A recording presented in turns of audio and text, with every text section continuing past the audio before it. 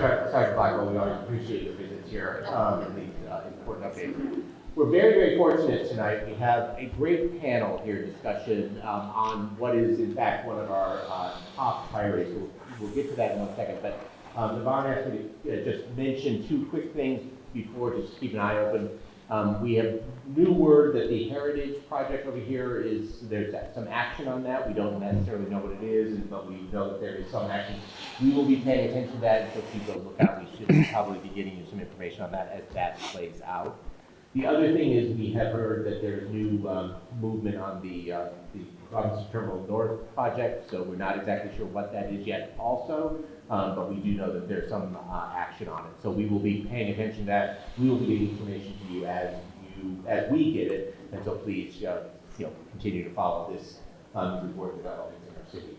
But now to our important panel. So as I think everybody in this room knows, the Waterfront project has been a major issue for this group for many, many years, and certainly since the city came and talked to us in April, I believe, about their changes to the Waterfront Park and the development of the pump station. We've been very, very engaged on that.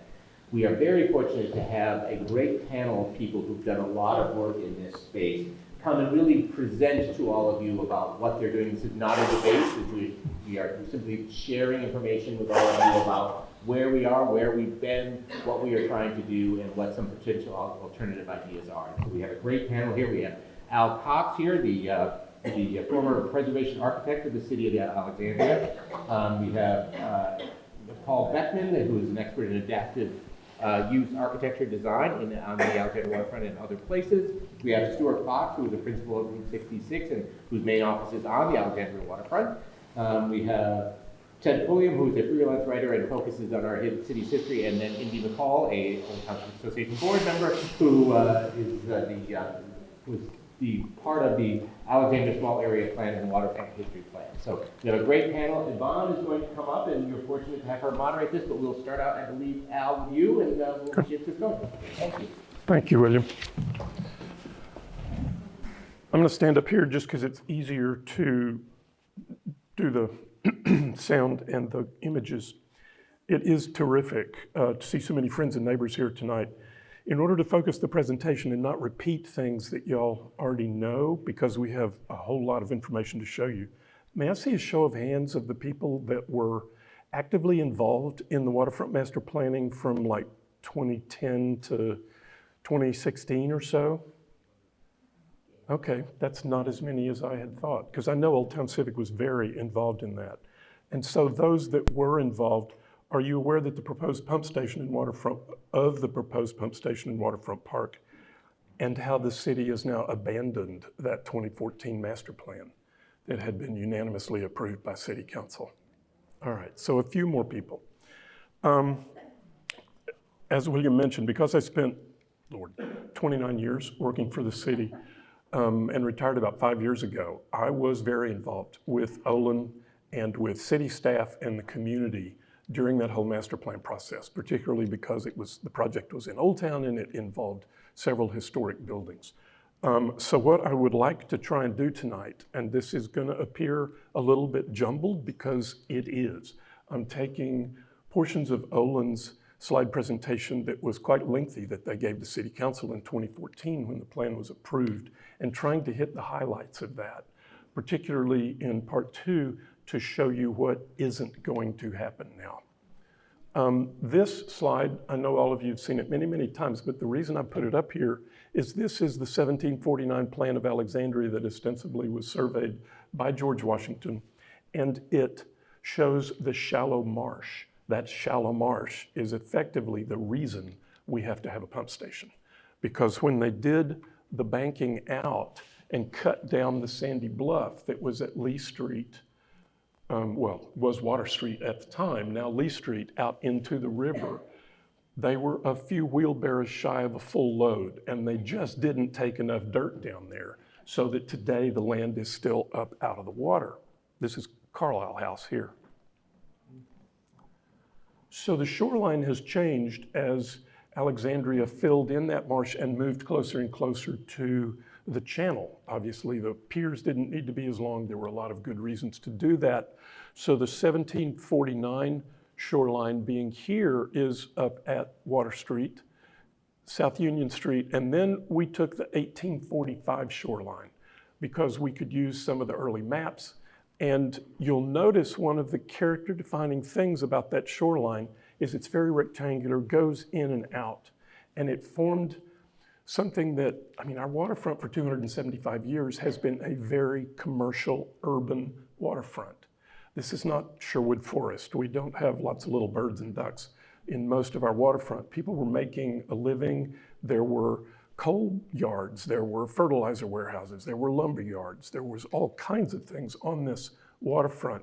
And that was one of the things that informed the real history of our city. And Indy will get to that with Ted in a little bit. Okay, one of the themes of the 2014 plan when Olin was hired by the city. After 2012, we did the small area plan update. And then for the next couple of years, we had the landscape architecture studio that's nationally renowned out of Philadelphia. And Laurie Olin and his staff came down here and worked very closely with us in the community on hundreds of public meetings over that time. The idea was that you came down King Street and framed here by Chart House, Blackwall Hitch, Torpedo Factory, and the new location of the Old Dominion Boat Club, you got a sense of openness. So you were very constrained walking down King Street, very urban environment for us, fairly tall buildings and solid street walls, and then you got to the park and it was supposed to open for you.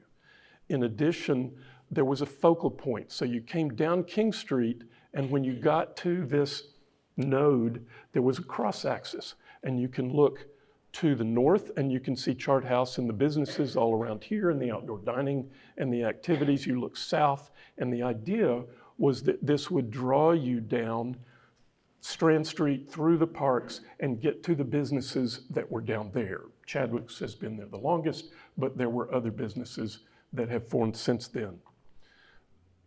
This is the core, it was called the Waterfront Core area, but these two blocks between King Street and going down here to Duke were the core of the plan because this was the urban area. We're not trying to mimic Windmill Hill Park. We're not trying to mimic Founders Park. They'd have windy paths and that really do have some nature and a nice environment. This is those rectangular lines that I pointed out that recall the way the wharfs come out or went out in 1845. There's a number of other things about this, though, that I'd like to go through a brief list that I made of things that aren't in the plans that were shown to Old Town Civic several months ago. This shows an urban promenade and bulkhead going the full length of the waterfront from Robinson Landing all the way to the marina. It was 26 foot wide. It has the bulkhead built in that was elevated to elevation 6. We'll go over the importance of that in a little bit. It had some lower areas that were a lower deck. It was very important to Farrell Hamer, who was our planning director at the time and a landscape architect, that you'd be able to have a splash experience with the water so that the kids could get down there and literally play with the ducks and throw things in the water and splash their feet. So that was important. This promenade, as it was called, also had special paving, it had special guardrails, it had special light fixtures and some things that I can show you in the slides in a little bit. A long pier. This was something that got you out into the river so that you could look to the north from here. You can clearly see the Capitol, the Washington Monument. You can look south, you can see Wilson Bridge, and it got you out to experience the water on all sides so that you didn't have to get in a boat. If you were just here, you could come down and still experience our waterfront. And to have the experience that the sailors had when they first came here to look back at the city and see what the city looked like from the river if you didn't arrive by ship as they all did. So this pier was extremely important. It was also where tall ships might come and anchor. We used to have visiting ships fairly frequently. Ferries, place for them to stop. There are pavilions out here to just sit in the shade and experience the river and the water on a nice day. We tried to retain the mature trees to the maximum extent possible anywhere they were on the site. And that's one of the reasons that we had a very light touch on Founders Park, because everybody was very concerned about the mature trees and we weren't going to touch them. Many of the trees in Waterfront Park will have to be removed if the pump station goes in the park. One of the other things that you'll see on here is that the street ends were all turned into parks, so that it expanded the park space, because otherwise these were simply dead-end streets. They didn't serve anything. We still had areas that were paved so that emergency vehicles could get out there, fire trucks could get out if they needed to serve the adjacent buildings. These streets were all special paving, and I'll show you in a minute that special paving was elevated slightly so that it flooded less often with the nuisance floods. We were undergrounding all of the overhead power lines. There's a jumble down there of power lines from when it was warehouses and it required heavy electrical loads and things. We've made developers underground for almost every DSUP for decades. But oops, we can't afford it, so we're not going to do it. And we're not doing it. So all of those power lines and transformers are going to stay. Historic interpretation, and I know Ted and Indy will get into this a little bit more, was woven into every aspect of the plan. And I talked briefly about the form of the parks, the openness of the parks, those kinds of things, but shorelines. You remember the 1749 and the 1845 shoreline.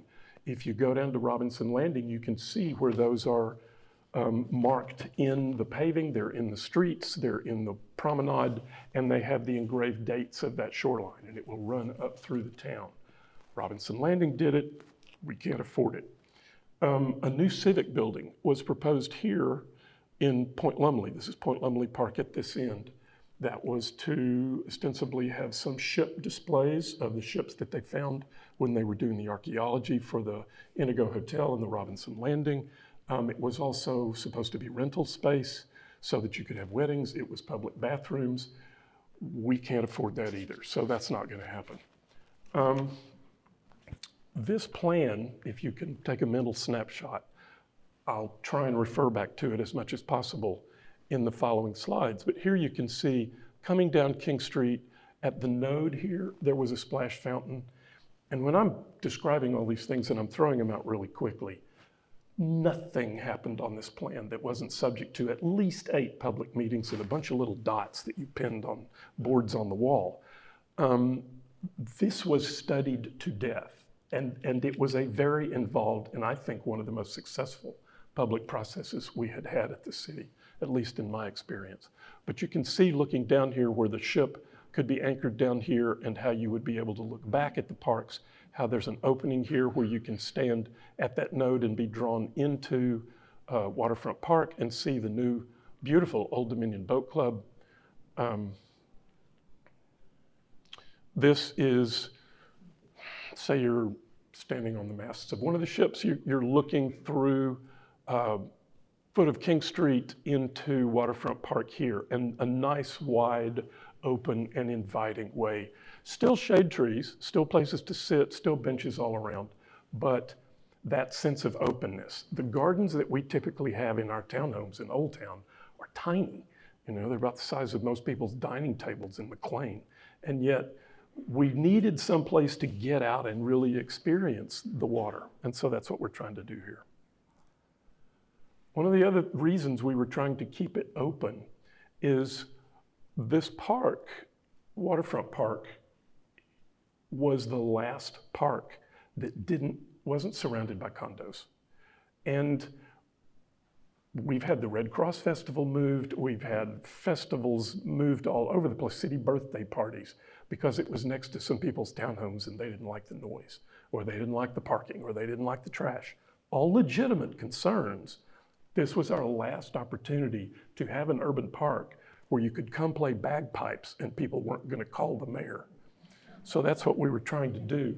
And so Olin looked in all of these park spaces at, well, how many people can this actually serve? And in this study, one of dozens that they showed City Council, this is 1,000 people standing and looking at what was going to be a temporary stage at the west end of Waterfront Park for a music concert, for a festival. I mean, we have craft shows, we have all kinds of things in that park. And it was designed to maintain that. And that sense of openness here is really important. This is an opportunity to show you too, this was the original location of the southern pump station. But it was a little 24-foot square, one-story building here. This was public bathrooms, and this was an open trellis, so that when the trolley came down here, you could sit in the shade and wait for the trolley to pick you up. And then there was the ability to put up temporary screens so we could do those movies in the park, or a small, band concert performance, that kind of thing, on a low stage right here. They have tried to incorporate that in the new pump station design. I'll leave it up to you as to how successful that has been. This promenade was 26 feet wide, and very carefully selected pavers to recall the old wooden planks and the way that they're laid. Seat walls all around all of these parks. We'll get to this in the second part of this presentation, but this promenade is built at a minimum of elevation 6. That's our 10-year flood height. This raised another 18 inches with a seat wall. And then the park is slightly mounded to drain. That meant the parks were 7.5, 8 feet. So if the 10-year flood height is 6, it doesn't impact the parks, it doesn't impact the streets. You didn't need a pump station to pump anything in these parks or on the boardwalk. This was done for Robinson Landing for their certificate of appropriateness. This was going to be the Civic Building, and here's the Indigo Hotel. So, as I say, we studied everything, and everything went to Waterfront Commission, it went to Parks and Rec Commission, it went through the BAR. We had probably a total between this plan, the Common Elements approval, Robinson Landing, Indigo Hotel, Old Dominion Boat Club. We're well over 100 public meetings just with the BAR, not to mention the other groups. This has been studied. This was the Strand down in front of Chadwick's, and that area, the idea was, again, if you're gonna have to run new piping in these for new sewer lines, and you're gonna have the street all torn up anyway, and you can raise it up 6 inches or a foot or 18 inches when you repave it with the decorative pavers, why not make it nice? So a lot of the traffic calming ideas, safety for pedestrians crossing the street, all of those things were designed into this plan. Unfortunately, this is all that has been built, and that was built by Aiken Youngentop when they did Robinson Landing. The rest of this, we're not gonna get. We did a survey of Old Town and looked at all the different pavers. The alley committee was working on this, Gail, as you may remember about that time. And so we were looking at cobblestones in the two different shapes, Belgian cobbles and the other round cobbles. Are they laid in herringbone? Are they running bond? Olin, being from Philadelphia, really wanted to dig into the DNA of Alexandria, and I think that's what they were doing here. Here's the upper promenade, and here was the lower deck. Paul's gonna throw something at me if I go too long here. Lighting was something else that we studied, and there was a whole range of light fixtures and styles. This wasn't the place for the Washington Street lamp. It really wasn't the place for a Gatsby lamp, because they didn't have those down on the waterfront and on the piers. So what we went with was a nautical style that had a wooden mast and then cross arms here with lights coming down. Again, Aiken Youngentop put these on the promenade in front of Robinson Landing, so you can go take a look at them. And here is Robinson Landing. This is the gray mottled pavers that we used to recall the wood that was used on the decks on the piers that were going out. They put the light fixtures in. These are the approved trash cans. This is the approved guardrail. They have the raised seating elements here, and all of these steps, and the little water fountain is designed, engraved to have the names of the businesses that were there and the kind of things that were produced, was all part of that history plan. All right, Indy, can I hand this off to you or Ted? And Sure, I don't have any slides, but. no, oh, okay. we're very well coordinated, don't worry. Again, I'm Indy McCall. I was on the Archaeological Commission at that time. I was the vice chair at that time, and I also sat on HARC. And what happened, I'm going to give you a little background to how the history plan and the arts plan came together, and also about the unique approach we took to the history plan and the arts plan at that time, and Ted will fill you in on that too. Ted was on the commission at that time, and still is on the Archaeological Commission now. What happened was that when this was all being designed, there was an obvious missing element, which was how to interpret the historical element, which was the whole point of Old Town and the waterfront. And at that point, the arts had a very, very active director named Alisa Carroll, who organized a arts interpretation plan, which we ended up tagging onto. And they divided the waterfront up into various sections thematically. And we took those and developed our own thematic notions about the waterfront and the history of Alexandria. So our effort was threefold. One, it was to layer with what Al's been describing here in terms of the fabric of the waterfront. And we would make recommendations about, as he described, things like how do we describe the actual elements of the waterfront? How do you describe what the docks were, where the piers were, where the important warehouses were, what the history was? And that included things like signage, history trails, and also we worked with the Arts Commission to talk about potential art elements that would describe the history. So it was very much a unified effort. But beyond that, what we tried to do was to bring in the entire community into this planning process. And we had people from other commissions, we had people from various civic organizations, we had people from virtually every corner of Alexandria and of Old Town participating in this. And as Al described, this took many, many months to do. And as would happen with the discussions about what people wanted to see along the waterfront, we invited the public in to take a look at a giant map, maybe about 2/3 the length of this table, which was a blow-up of very much the maps you were seeing here, saying these are the elements we're talking about, what do you like, what don't you like. And this took many, many meetings. And at the same time this was going on, you may all recall that the Waterfront Commission used to be a committee.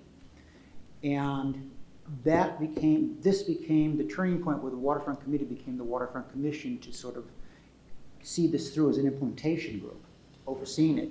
And we got them involved with this too, to talk about what they wanted to see. And I happened to be on the Waterfront Commission at that time, and it was an interesting interaction on that. But my point in all this is this was a collaborative community effort. This was not something that was top down.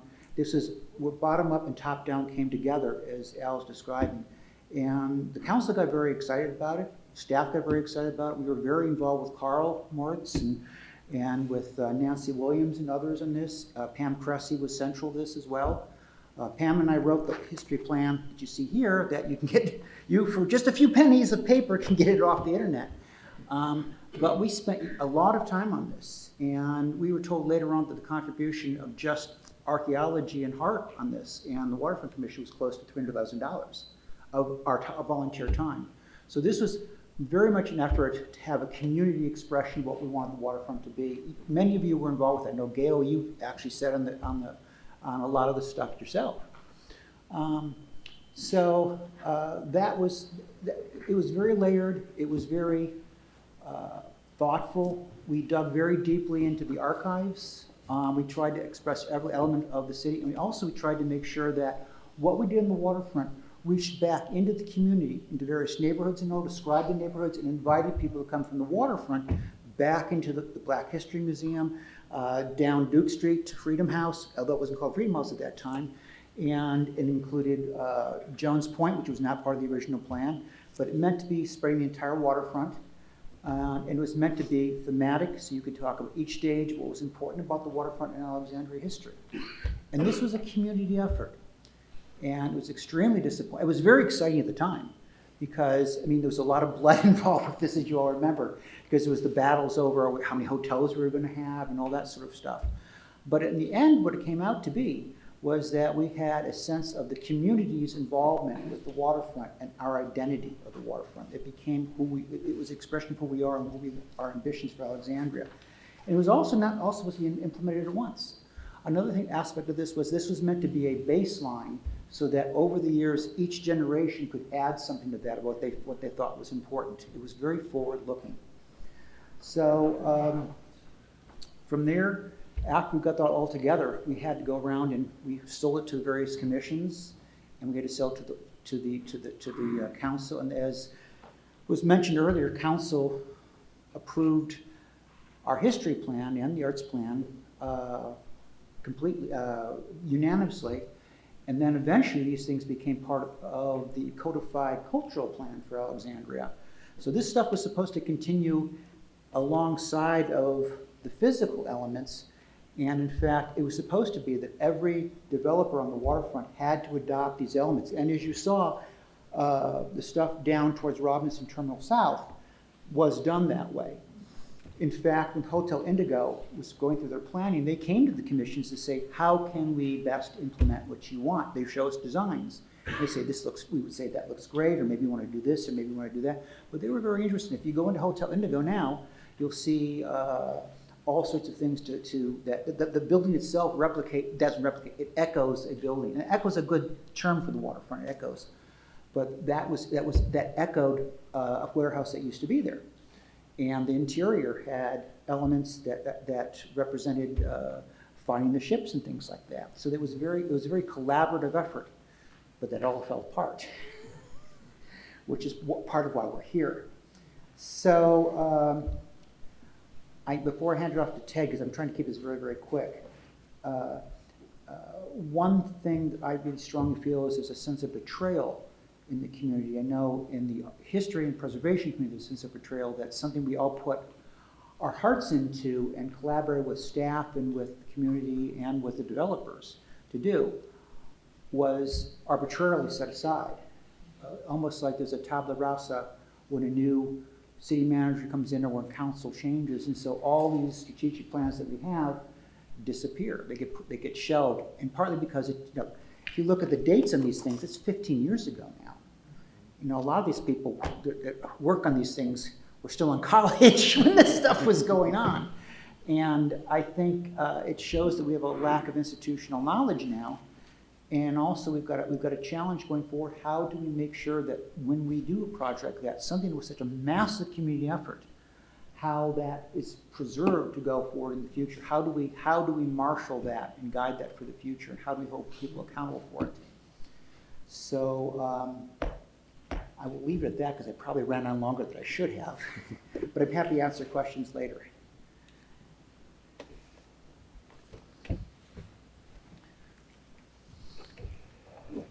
Well, it's nice to be here with you this evening. And I'm sure many of you are aware that the department in the city that is in charge of the waterfront flood mitigation is the Department of Project Implementation, DPI. What you may not be aware of is that they also, this is kind of an engineering heavy department, is also in charge of historic interpretation along the waterfront. In other words, in charge of telling the history of the waterfront right there on the waterfront. And so far what they've done has not been encouraging. This is one of the options, or one of the illustrations of various options that were presented back in November at a public meeting at an open house. And you can see to this side of the illustration, the long gray rectangle is the location of one of the proposed locations of the pump house. Also, you can't see it really well. They have a theme. This is Waterfront Park. They have a theme for the historic interpretation of Waterfront Park. And that theme is boat building. That's the theme they have selected. Now, this is wrong for two reasons. The first is that Alexandria is not known for building boats, but for building ships. Now, the pleasure craft tied up at the docks at Alexandria now are boats. A ship is a vessel much larger. A ship is some vessel that can carry a lot of cargo to a long way up and down the coast cross over the Atlantic, like the first ship, which was originally built in Alexandria, which was a ship called the Ranger, built in 1752, had 154 tons, was built for a firm in Whitehaven, England. This is a ship, not a boat. Second thing that's wrong is that no ships were built in Waterfront Park. They were built one block south at Point Lumley. What happened in Waterfront Park that is important to Alexandria, and very important to Alexandria, is that there are a lot of wharfs there, and ships went to and from the wharfs carrying a great variety of goods to a great variety of places, the Caribbean, across the Atlantic to England and to France, up and down the coast. And that's what made Alexandria important, shipping. And so what should be interpreted in Waterfront Park was the shipping, that was the center of commerce of shipping in Alexandria. Now, if the Department of Policy or Project Implementation had just paid attention to a couple of plans as Indy was talking, they would have known that they were wrong.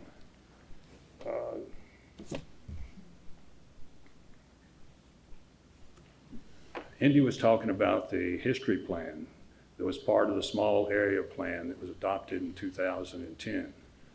And this is the way the history plan one of the ways that the history plan interpreted the history of Alexandria.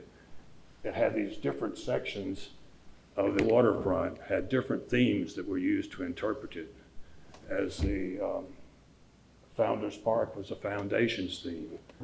And there were the war in Alexandria was the theme of the torpedo factory area. So that's one of the ways it used to interpret history in the history plan. And the art history plan carried on that way of interpretation. That was kind of a vertical interpretation, east to west. The art history plan added another way of interpretation, the north and south, going along what Al said was the promenade, right along the edge of the waterfront. These little red dots are markers for this particular, well, actually, the whole area along the waterfront was divided into different theme trails that you could follow along the waterfront, and there were little markers which would tell you where some important event located related to that theme took place. Like if your theme was war in Alexandria, then there would be a marker which would look something like this. It would not be a sign, but it'd be a medallion either on the path or on the side of the path. And say your theme was that you wanted to follow along the waterfront, if you were walking that way. Your theme, say, would be war in Alexandria, then there would be a symbol for that theme, like the war in Alexandria would be a small cannon, and that would be on the marker there. The marker would also have a number, and that number would correspond to a number on a paper map or an app. And that would tell you what, if you go there, they would tell you what happened in that particular spot related to that theme. An example of that is at the foot of Orinoco Street. If your theme was war in Alexandria, there would be a small medallion there, and you would have a symbol for the war on Alexandria and also a number. You'd check your map or your app and you'd find out what happened there. And at the foot of Orinoco Street in 1755, General Edward Braddock came there with the British Army direct from England and Ireland. 1755 was 20 years before the American Revolution. Is the time of the French and Indian War. And Braddock's mission was to take his army and go some 275 miles to a French fort, which is located then where Pittsburgh is now, and defeat the fort. And so they went in April 1755. They left Alexandria and made their way to the French fort. This was the Braddock of Braddock Road. Braddock, his army, and George Washington, but they didn't make it all the way to the French fort. About 10 miles short, they got attacked by a group of Frenchmen and Indians, Indian being the term used then, and they were massacred. And so Braddock was badly injured, and badly wounded, and he died on the way back, on the retreat back. George Washington, of course, made it all right, although he had 2 horses shot out from under him and 4 bullets tore holes in his shirt. But he survived, much to the benefit of the rest of the history of the United States. But this is the type of thing that you'd be told if you went along the waterfront according to the art history plan and stopped and had a particular theme and stopped at a particular marker. So these were 2 sources, these plans, that were not used by the Department of Project Implementation. Another source that they didn't use were the staff of the Alexandria Archaeology. These people are very knowledgeable about the history of the waterfront and the history of the rest of Alexandria as far as that goes, but they were not consulted, and they should have been. About 2 weeks ago, the Archaeology Commission wrote a letter to the Department of Project Implementation, pointing out these 2 errors that they made on their interpretation of Waterfront Park, and also pointing out the other sources of information they could have used for historic planning and historic information. And about 2 days later, we actually got I'm on the Archaeology Commission. Ivy back there is the chair of the Archaeology Commission and wrote the letter. And we got a reply back from Matt Landis, who's the head of the project of mitigation, flood mitigation. And it was kind of an encouraging email. He admitted that the 2 points that we brought up were wrong. And he also pledged to continue, that in the future he would work with the Archaeology Office on historic interpretation. Now this is a good start. He didn't mention the 2 plans, the history plan or the art history plan. But this is a good start, but we need to, all of us citizens need to continue to monitor what comes out of the DPI and to make sure that they have the correct information. And so I'm sure that's something that all of us will do. Thanks.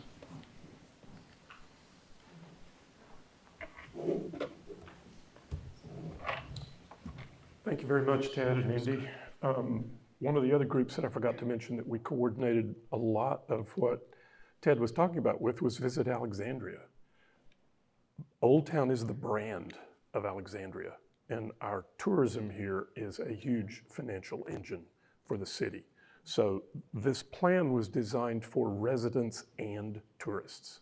It wasn't one or the other, it's both. And I think Olin did a pretty good job of that. So I'm going to try and describe again very briefly the current city proposal. There's nobody that is pretending that we don't need a flood mitigation plan of some sort. I think we're down to the details now.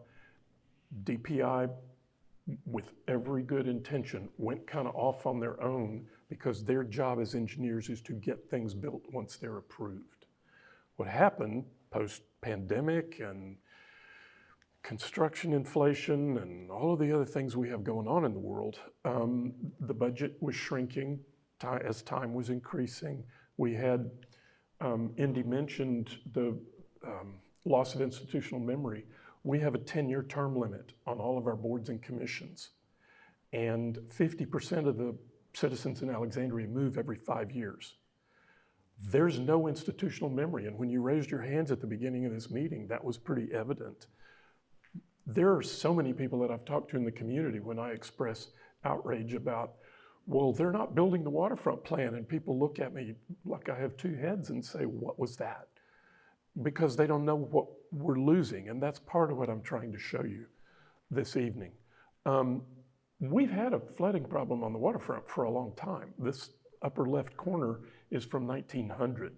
So that's a flood down there in front of, well, it was the Seaport Inn, but it is Starbucks and Mai Tai, as most people know it right now. At the foot of King Street, this is the old ferry station. So again, they simply didn't haul enough dirt down there to fill it in enough.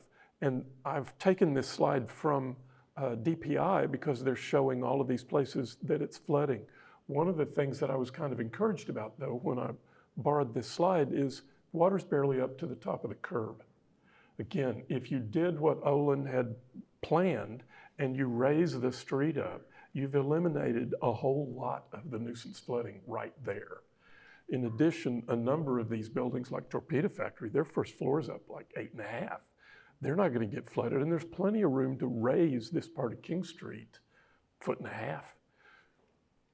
There are some things that you have to deal with at places like Starbucks, but the National Park Service, the National Trust, these groups have been dealing with this all over the country, and communities all over the world have been dealing with this.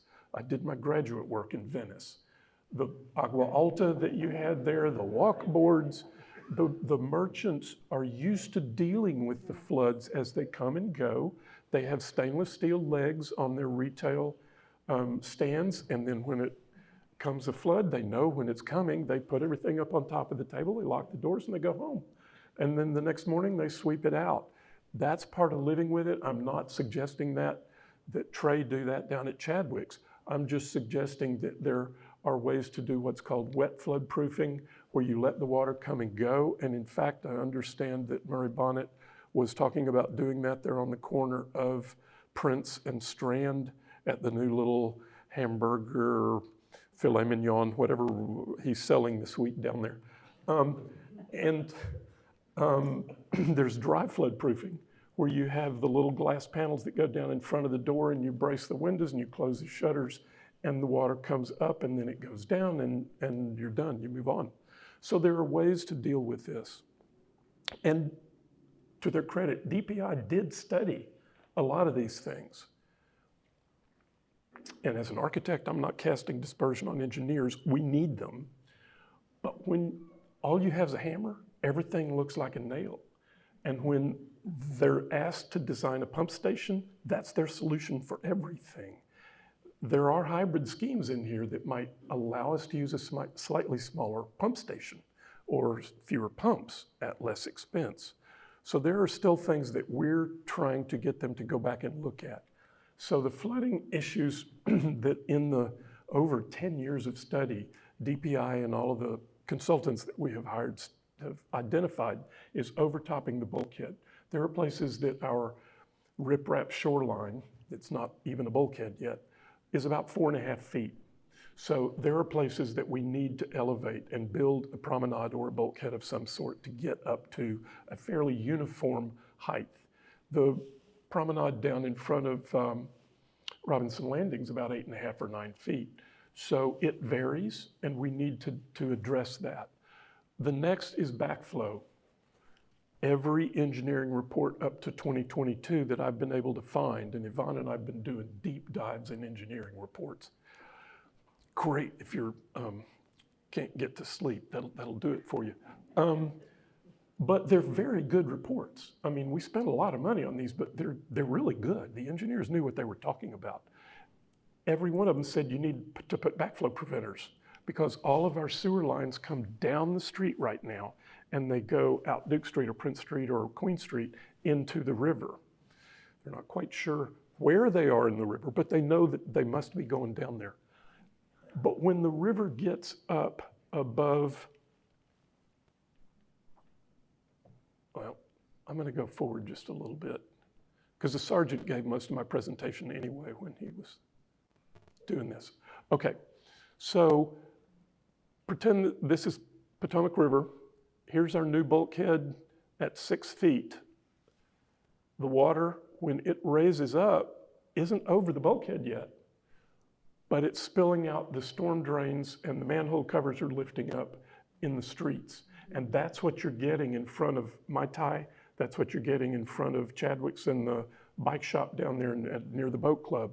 It's sunshine high tide floods as the water is coming up, and it's invading before it's ever gone over the existing bulkheads that we have down there. So that is something that we do have to deal with. Unfortunately, the city installed some of those backflow preventer devices there in front of Mai Tai 10 years ago. They tried 2 or 3 different kinds. None of them worked because they kept getting debris lodged in them that are coming down the storm sewers, and then it held it open and the water was still getting back in.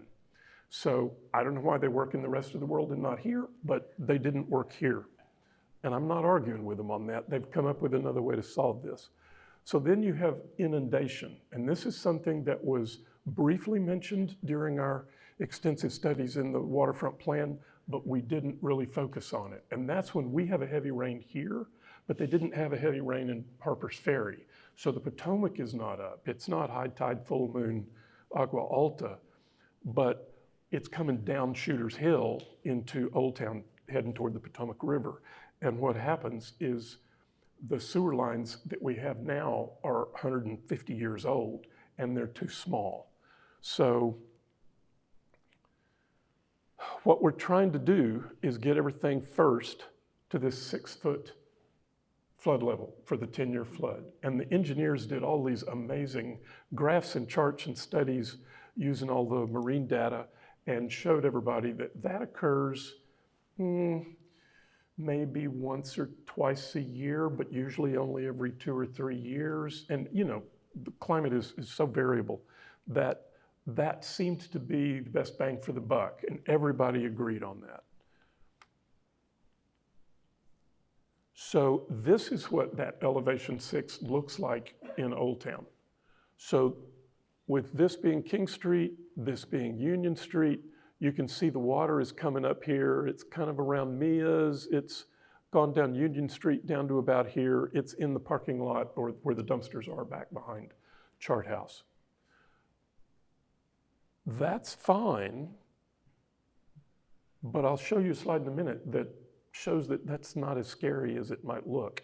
So here's the proposed bulkhead. This was the little lower deck that Farrell had wanted and that, you know, could be really fun. Here's the pathway, the promenade, and then here's the seat wall. So again, by the time you get up to here and then the land slopes up a little bit to drain the park, you're at, this is 18 inches high above 6 feet, 7.5, you're 8 or 9 feet in the middle of that park. By the time that happens, everybody needs to get the kayak out of the garage and start heading for high ground, because this isn't going to solve that.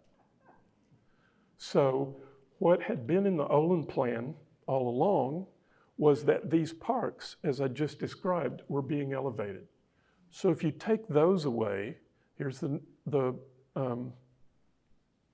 park at the foot of King Street, the Old Dominion Boat Club location, these 3 buildings, and I'm sorry I could not find the survey that we did back in 2012, but those are the only historic buildings that have a occupied first floor below elevation 6. So those are the only ones that we need to deal with the wet flood proofing, dry flood proofing, or some other means of evacuation. Some of these other buildings certainly have a ground level lower than that, like the parking garages here along the Strand, but they're parking garages. That's wet flood proofing that just washes out when the flood's over.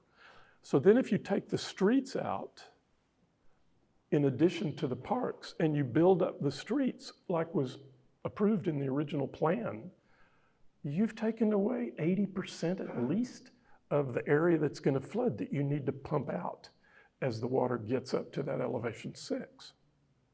So these were the street end parks, and these are the improved intersections and the paved Strand and the King Street intersection that was going to get improved. And so backflow, overtopping, inundation, we've addressed the first and the last. If you overtop the 6-foot bulkhead, pump shuts off because you can't pump the Potomac back into the Potomac. Well, I mean, that's like a perpetual motion machine. That's not going to work. So what happens then is the river comes up to however high the river's going to get above 6 feet. You wait for the river to go back down, and as soon as it hits elevation 6, then the pumps turn on and they start pumping water out of what we used to, in layman's term, call the bathtub.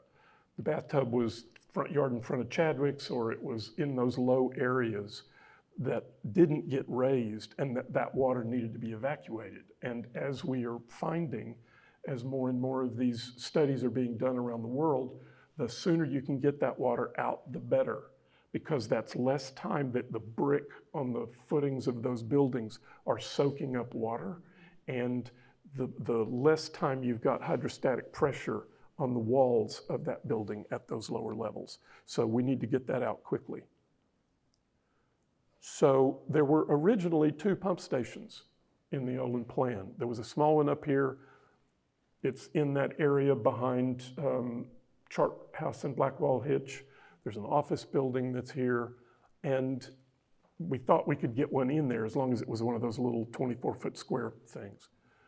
For many reasons that didn't work out, some of them political, some of them engineering. The other one was always here, but again, it was one of these little tiny ones that was part of the pavilion and the stage in Waterfront Park. No big deal. It's turned into a big deal. The amount of contributory surface area for the inundation flooding with water coming down the hill, and sorry, this is reoriented, but you've got the little pump station for Thompson's Alley back here at this north end, and then kind of divides here along the middle of the block there at Carlisle House, and then you have the southern end. So those were the 2 pump stations and the areas they were picking up. All of this water now goes to Waterfront Park. And they're doing that by replacing, because they had to replace them anyway, the sewer lines and just tilting them and draining them to the south. So the existing pipes they vary in size, but the example they've used is an existing 28-inch interior diameter. What we needed, based on their calculations, is 54 inches. And it really wasn't all that heavy a rain. It was like an inch an hour for 2 hours is what they were basing their studies on, or at least that's what my foggy brain remembers. So what happens is with that bigger pipe, you can have more water running down the hill before it starts popping manhole covers off. And then all of that goes to the pump station. So one of the things that, again, I'm not casting stones, Matt just doesn't focus on very much. These are all of the streets that are going to get completely torn up for 4.5-foot diameter pipes for 2 years. This is not a small project. I mean, they're working on replacing the storm drains in front of my house on North Alfred Street right now. It's a 2-month project just to do our block. So this is a lot of work. And I mean, it's a fine plan. I don't have any suggestions for them, but King Street, both sides of the street, all the way from Founders Park down to Duke Street on Union, Strand Street, Waterfront Park, I mean, all of this is going to get torn up. It has to. Can't make an omelet without breaking a few eggs, but still, that's a lot of work in those businesses. It's expensive, and that's exactly where the money went. Aside from COVID and construction inflation. Point out on that exactly where the building would be, the Pump station, yes ma'am. Question was, where's the pump station going to be? It's this little box right here. So what happens is when the water's all rushing down the hill in that 4.5-foot diameter pipe, the pipes all run to here. The pump station takes them, filters all the tree limbs and debris and coke cups out of the water, has a separator and a sorter there.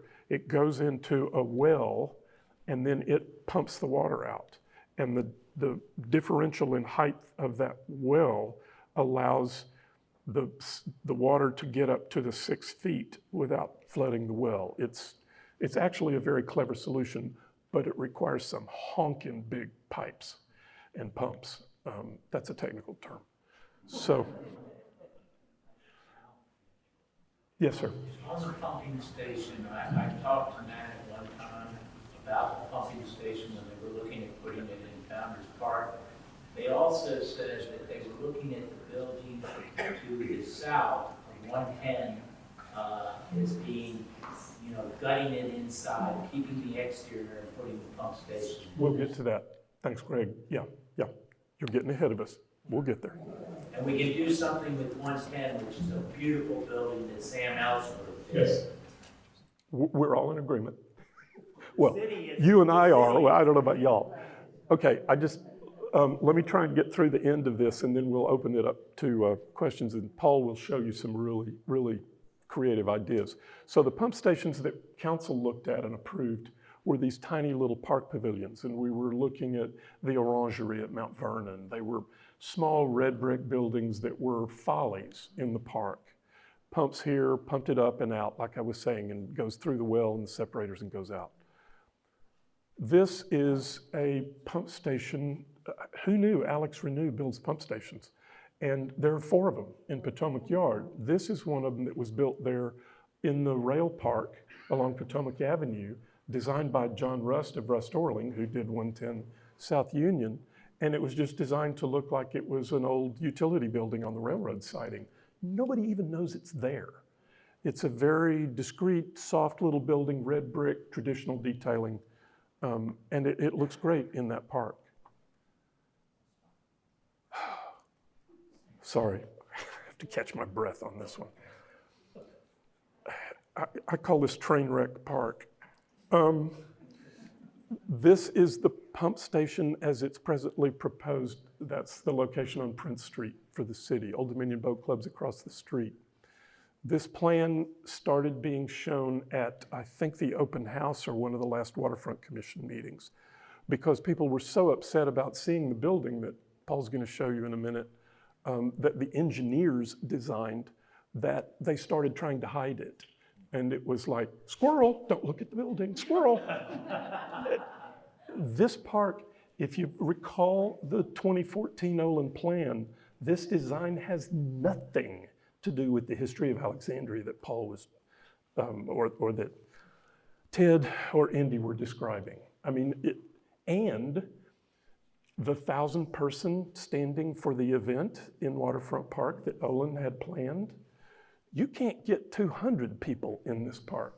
It's all raised planters and it's all, and trying to get from the foot of King Street into here is a 6-foot wide sidewalk.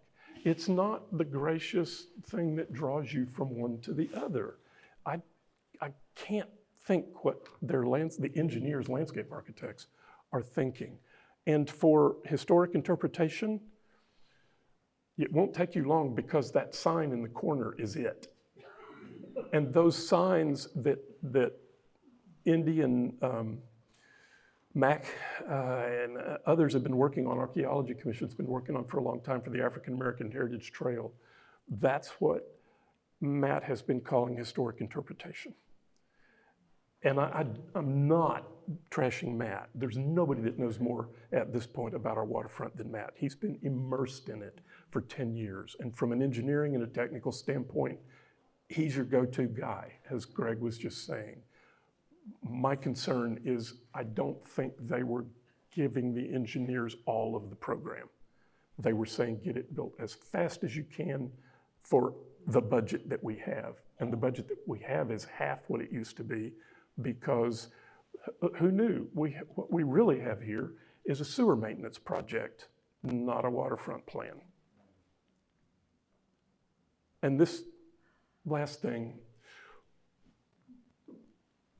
some of the members of the Old Town Civic met with city manager a couple of times because we had been told in presentations to Old Town Civic that there was no money, we had a new council, priorities had changed, and master plans, of course, priorities change and they change over time. But usually you phase a master plan. This one was, nope, we're not doing the waterfront plan anymore because we can't afford it. We have to do the flood mitigation, end of story. And we begged him, can't the flood mitigation just be phase 1? You know, does it have to be all or nothing? And then we started really looking at the plan. This is their bulkhead location. They've gone around the existing shoreline and are putting in a little bulkhead that I used the example of King Street Interim Park that's now, what do we have? A painted Old Dominion Boat Club parking lot and AstroTurf is now supposed to represent a world-class waterfront. Yes. That's not a park. I mean, this is just not where you put that, because once things go in Alexandria, you can never take them out. You plant a tree, your great-grandkids are going to see that tree because you'll never cut it down. Putting things like a bulkhead in, and they're going to spend $25 million or something putting in this bulkhead, you're not going to tear it out in 10 years and put in the right one. There's so many things about that plan that made everything they were doing preclude ever doing any of the Olin plan. So the parking lot you see now is the parking lot you're going to have with that tree for your great-grandkids. And now I will stop before I say something I will regret and hand this to Paul. Thank you.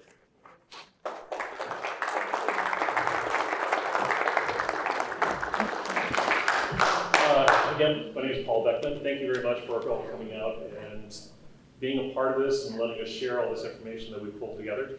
So now we're going to go into what exactly is the physical manifestation that we're seeing in Waterfront Park. And again, as Al said, it is very much the end product of a engineering-heavy process that hasn't really been finessed or even considered with all the other layers of history we have here. So here's the pump station location as it's currently being proposed. It's aligned with Old Dominion Boat Club. And you can see some of the underground work that's going to have to go in and the significant work that's going to take a couple years to get through. And here are the actual designs that were being proposed. And of course, they gave us options. Or you can Gee, we tear down Robinson Terminal and we rebuild it down the street. yeah, so do you like red or do you like gray? So my experience in the city here, and I've been a resident here for about 30 years. It's hard to believe that. In that at least 20 years, I've been working on these projects around Waterfront Park and have been able to assemble a set of toys that I can insert pieces in to study sort of the overall urbanistic impacts and really make sure that it blends within the context, because that's what we want to do. We want to have contextual design, sensitive to the environment, something that's complementary, and we build on the story of Alexandria. You ready for the move that bus moment?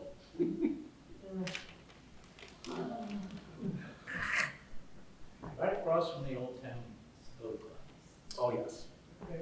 And I'm sure you'll have fun when they test those generators. Every month. Every month, yep. So this is true to scale when we were able to get the information for the overall. This is the reduced plan. They had a larger plan. So this is when they brought back, and they were very proud of how they were able to have a smaller footprint. So went ahead and said, all right, what would it be like to walk around Waterfront Park with this addition?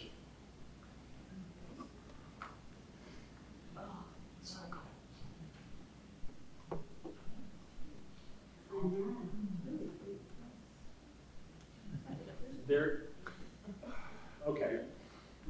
Without getting into nitpicking, the mass and scale makes it hard to imagine any amount of fenestration, facade, embellishment that's going to make it be anything other than what it is, which is this.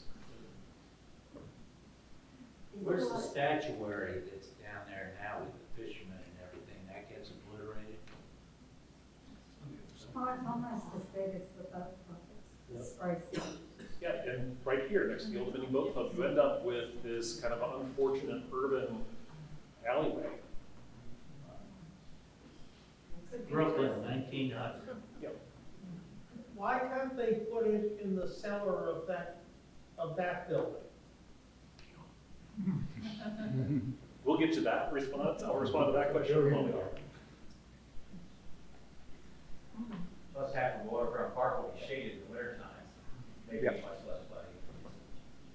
So, again, being very familiar with all the buildings in the area, there seemed to be some low-hanging fruit here in regards to being able to tuck this away in a way and bring back some of the things that were part of the original waterfront plan that were being lost in this whole process.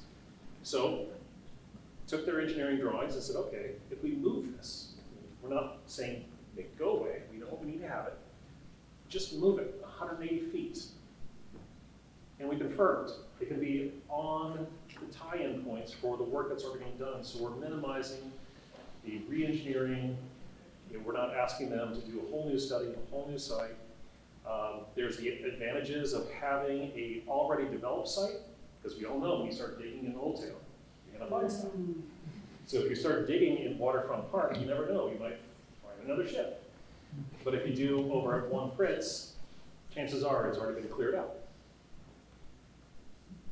So One Prince, as it is right now, it's been vacant, it's been on the market for several years. Building as it is right now is not very well positioned to be repurposed. So the more logical thing is just to reimagine it. So what you're seeing right there, here on the lower portion, there, this. That is the exact footprint of the pump station I just showed you that was over in Waterfront Park. Here, we can redevelop the rest of the parcel that has not been taken over by the pump. And you end up with this opportunity to do something, be it a civic building, be it rental space, be it whatever. But it's something that can contribute to the overall vitality of the area. So, that's what we're suggesting that they explore, is take the work they've done so far, a little creative thinking. Does it have to look like this? No. But clearly there's an alternative that seems to beg some serious consideration. So where, I met with Jim and everything on this. Yeah, said that that's just not gonna work. How can they make, because of a budget, these ultra stupid decisions? It's a great setup. I love that segue. It's a second great. So I would like to hand this off to Stuart Fox here. Great. But why are you being I'll pay you after. utilized by the city on your building? That's what I want to know. 'Cause we've had some great proposals. That's not and fair. That's, City goes, don't get me started. I know. Good evening. First, I'd like to thank Yvonne, William, and the Old Town Civic Association for having me. I'm honored to be here. My name is Stuart Fox. I'm on the board and executive committee of Visit Alexandria. I am the secretary of the Park and Recreation Commission, and I'm a member of the Waterfront Commission. I'm speaking to you here on behalf of myself and Route 66, a local private investment company. Our headquarters, as several people have mentioned, is right above Starbucks on King and Union, and we own several of the properties on King and Strand Streets, and we've been deeply involved in this process for quite some time. With that context, I think it's fair to say I have some strong views on this topic. However, I am not here to impart my views on you. Rather, I am here to share a framework in which I think about them. First, to narrow down our problem set, let's make a few assumptions and take it as a given that to solve the waterfront flooding, we need to first build the bathtub, then we need to build one single pump station, let's just assume 2 is off the table, and that the current size and scale of the pump station as currently proposed is appropriate, and that there are no other viable locations other than Waterfront Park or Prince Street. That allows us to focus solely on the location of that single pump station as the issue we are trying to solve, and should it be in Waterfront Park or should it be on 1 to Prince Street? Like most, this ultimately comes down to a cost benefit. So in terms of cost, there is the incremental cost of acquiring a vacant office building that has been for sale for years, that unsurprisingly is proving very difficult to sell with a giant pump station right in front of it. There are the costs of carefully demolishing a building in a busy and high traffic part of town. That's just a reality. And then there's the soft costs associated with moving utility wires and redoing engineering schematics and moving some of the pipes around. At the end of the day, as Paul noted, you're moving the building 180 feet. I'm not an engineer, but I wouldn't think that's that material. And in terms of the benefits, this is a multi-generational project. This is going to be with us for right around 75 to 100 years. I think it's appropriate that we think long-term, not short-term. What is our budget this year? What is our budget next year? First is the value to the city of approximately 12,000 square feet or so, there could be more, of waterfront civic spaces. It could be an archaeology museum, it could be a visitor center, Or if the city really wanted to think outside of the box, it could be additional waterfront retail. I know a couple restaurants that would be very happy to take that space. Next is the incremental value of an activated and fully pedestrianized Strand Street over 75 years, just to the city. So let's exclude any value to residents and local businesses, and we only look at the incremental property taxes and sales and use taxes of these the buildings and spaces, even after you take 1 to Prince Street off of the tax rolls. Number 3 is, what is the value of open space? I'm probably wearing my park and recreation hat, but what do we as a community ascribe in terms of value to open space in one of our visited and most activated parks? And finally, what is the value of keeping our promises? As far as I'm aware, every person who was involved in the 5-year waterfront plan conversations has come out against this plan, not to mention the millions of dollars spent on community engagement. Moreover, most of the businesses, residents, and property owners in the waterfront who are the most impacted by the flooding have come out against the current iteration of the plan. It seems rather unusual that the people most impacted by the flooding would come out against a waterfront flood mitigation plan. I certainly understand the need to compromise, but what value do we as a community ascribe to keeping our promises to our community? That's how I think about it, but I'm certainly open to other interpretations. I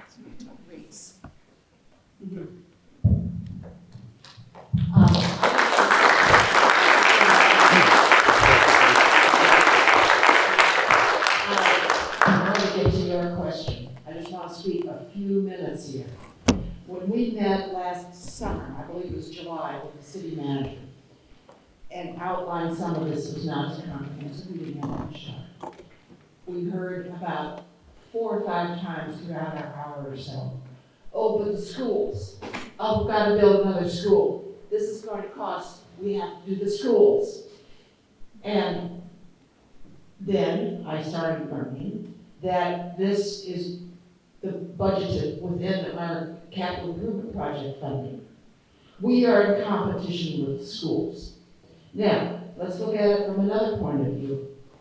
If a raindrop falls in Del Rey and goes down into a storm drain, and that storm drain in Del Rey is not large enough and it floods, guess where they're getting the money to pay for that? From your utility fees, from your stormwater utility fees. The Old Town section, the waterfront section of the Old Historic District, you can see this on a city map, is not treated the same way. So we're competing with the schools to get our floodwaters taken care of. But the rest of the city is, and I'd like somebody, if you know what your rate is, please raise your hand and tell us. Because nobody knows how much they pay.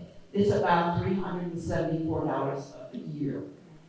And politicians love them because everybody they don't have to defend their property taxes.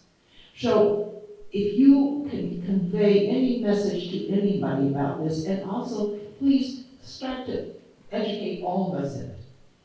Let City Council know that we should not be treated any differently, whether we're in Old Town, or Del Rey, or the West End, when it comes to stormwater management and to some degree flood mitigation. That's a slightly different topic, but we do have a piggy bank here that has not even been discussed as far as we know by the city. So I just want to let you know. But I also want to say thank you very much to our panel.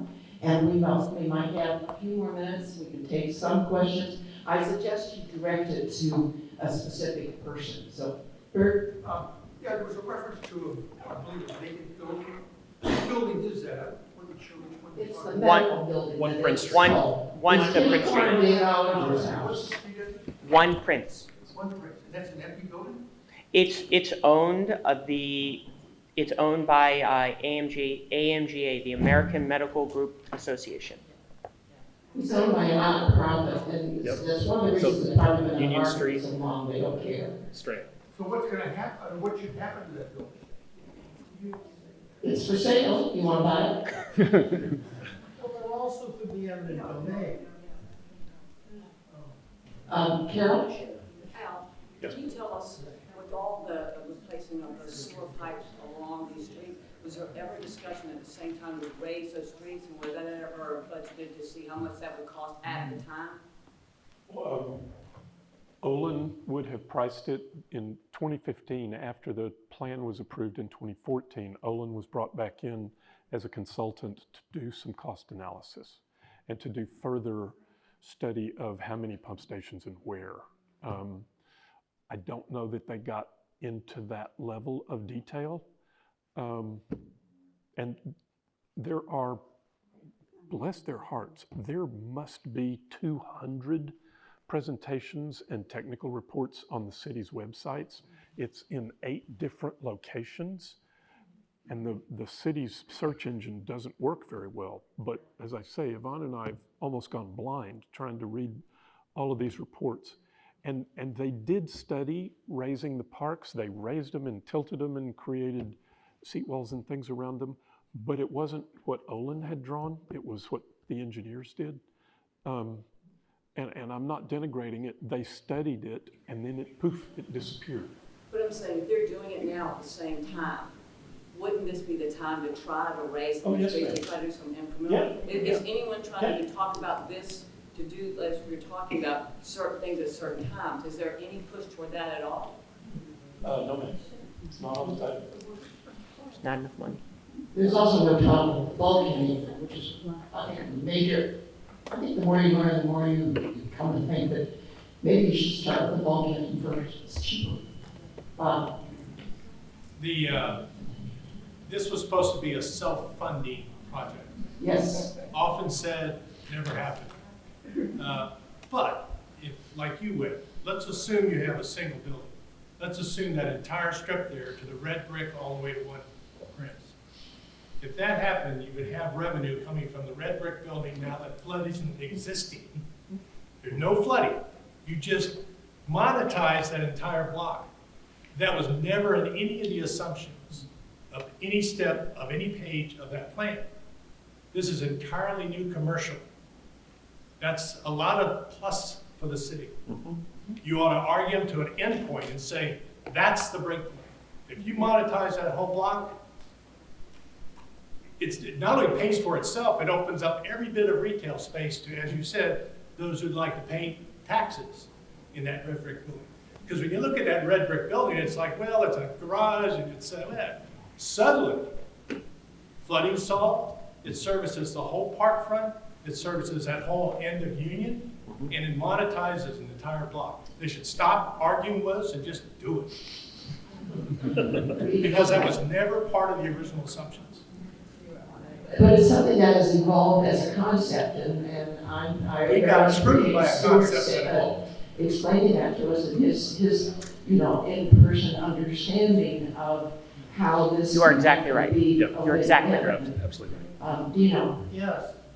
The stormwater utility fee sort of comes under the stormwater and flooding committee that the city council has set up. Which you're on. Yes, I'm on it as the representative of the Federation of Civic Associations. It is going to be meeting a week from this evening at 7 o'clock at City Hall. Folks who would like to see the stormwater utility fee expanded to cover this should come to the meeting. Thank you. Toward the end of the meeting, there's public comment, and if folks hear and they always have public comment, and that's the place to get it in front of the Stormwater and Flooding Committee. Now, I'm going to try to simplify. The stormwater fee was designed and intended for something called inland flooding, not coastal flooding and not riverine flooding. Agreed. It's not illegal, though, it's totally possible, it's totally within the realm of the legal rights of the city to charge a fee for flooding.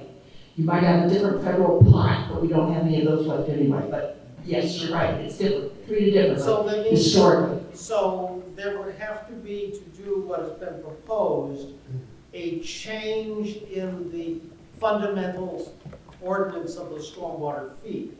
However, what this presentation has shown, it was very informative, is that there are three sources of flooding. There's the river flooding, there's the backflow flooding, and there's the runoff flooding. And the runoff flooding would come under the conceptually at least, the existing stormwater fee that they're proposing to hike by 7%. And it's under the Department of Project Implementation. Pitt and Gibbon is one of the ones they're looking at. And they're throwing their hands up in despair. They can't figure out a solution. Part of it is cost. The rest of us are beating their heads against the wall. Braddock Road at West Street floods. It's not even on the radar screen despite it coming up every single meeting.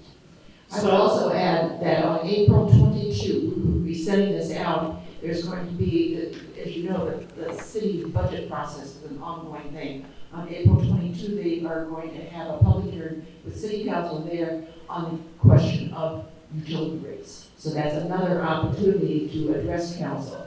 You said 7%? 7%, yeah. Okay, what is 7% of $374? Not a whole lot, right? You could double that. Most people wouldn't know. It's just well, we don't need it that much money. The approach that I'm proposing is that because then they plan to taper it off to 4 and 3. When they designed it, they thought that they could solve this for a certain amount of money. Yeah. No, they're not. They don't I think yet. every year it should go up by 5% Right. until all the flooding is fixed.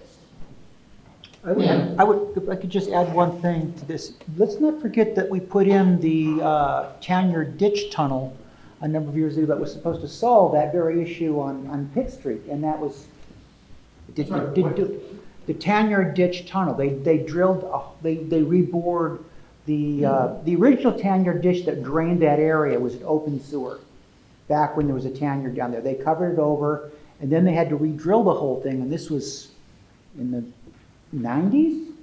Something like that? And there was some questions. But yeah. But it's never, There was like $80 million spent right there. We're getting raw sewage by Miles Crouch Yeah. on a bad day. That's what it amounts to. One more question, Steve, sorry. Oh, I just want to say We're that going to this, get down. when we met with Matt, he said this is supposed to address the rain flooding. This is not meant to capture the river water. So that's why you're supposed to have a bulkhead for that to stop that and fix the backflow preventers. So this is for rainwater, so the things that can use the stormwater utility fee. And I just wanted to say, well, some of us hope that you would save 1 Prince Street, gut it, and build the building. Right. We like the building, it's a nice building, rather than demolish it completely. But before I studied planning, I studied civil engineering for a couple of years. I was an assistant engineer at the city of Philadelphia.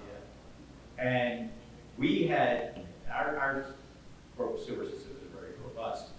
And we would actually treat the Schuylkill River when it got high. It would backflow into the sewers. But we had all those pipes feed into our regular treatment system. And as you may know, the streets are very polluted. So all this rainwater right now is going directly into the river, and it's carrying dog feces and animal feces and oil from cars and all that. So a lot of places that are really environmentally clean treat this stormwater runoff. But we could run this stuff to the new tunnel and not have to have this huge pump system going, and it would get treated. And right now, I think I sat on that work group with Yvonne for years for the combined storm sewer tunnel, and that was going to flow, I think, overflow 6 times a year. So most of the year, in most rains, instead of backing up here, would go into the treatment system and be treated. And you wouldn't have to have a pump out, so just use gravity feed it with these new lines. Instead of draining to Prince Street, drain down Union Street to the new inlet at in Pendleton. Yeah, there are fixes. I'm really sorry about this, but we usually get kicked out at 9 o'clock and it's 9:05. But I wanted to again Put the say Alex 311 thank link you. back up. Sorry? The Alex 311 link back up there. The Oh, the 311. contact information, what? I didn't see it myself. The last. There we go. Thank you. It's a lot of Thank you, Steve. Appreciate it. Again, we want to say thank you to the panel. And as you may have noticed, Ted has some of his books over here. So you have a chance to get a very early Christmas present.